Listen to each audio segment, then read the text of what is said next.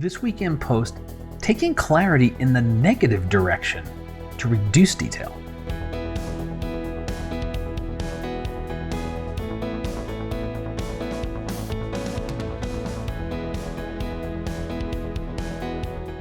Hi everyone, I'm Scott Davenport. Welcome to In Post.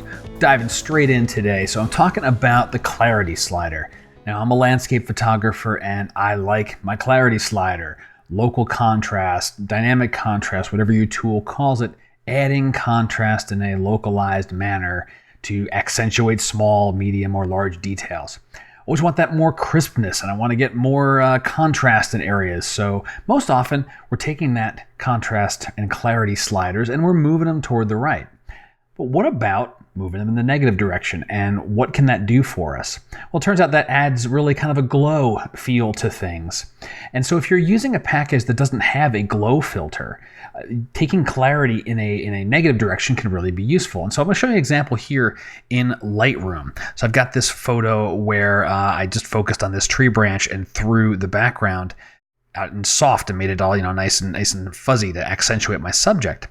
Now, I haven't done anything with clarity at all. And normally I'd start increasing clarity, but watch what happens to the background. I'm going to push this really far.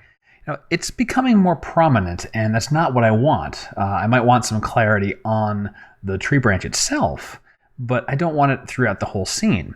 Similarly, now if I take it in the negative direction, watch what happens in the background.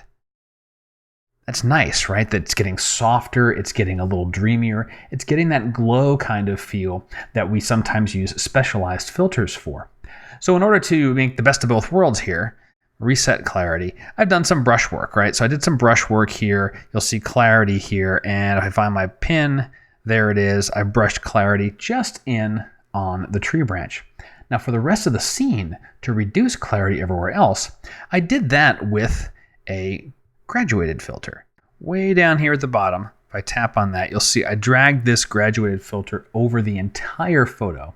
And then I used the brush to remove or erase, right, using the erase part of that brush to get rid of it on the branch. And so now look at that clarity setting, right? It's negative 45. I'm going to reset it. We're going to watch the background kind of snap a little more into focus. It's a little more prominent and taking a bit away from my subject. As I back that down, I think I had it around the negative 40-ish or so, somewhere around there, that background becomes nicer and softer and a little bit dreamier. So the tip of the week is the clarity slider works both ways. Most of the time, we're adding clarity because we're shooting at things like f/16 or f/11 and we want all that detail. But there are times for landscape shooters where you want something softer, you want something dreamier, and taking clarity in the negative direction is a good thing. Now, if you've shot portraits, you're probably familiar with this, right? That's a nice way to soften skin and make your subject, just smooth out any fine, wrinkles or blemishes or so forth. But for landscapes, there is a place for it. And if you don't have a glow filter in your package, take a look at the clarity or contrast sliders in the negative direction. That'll wrap it up for this week in Post. I hope you have enjoyed it. And if you did, please share this with a friend.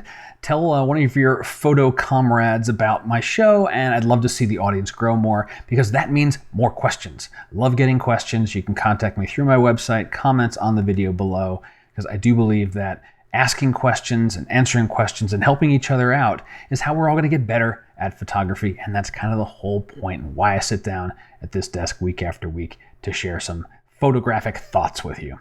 Well, until next time, my name's Scott Davenport, and happy shooting.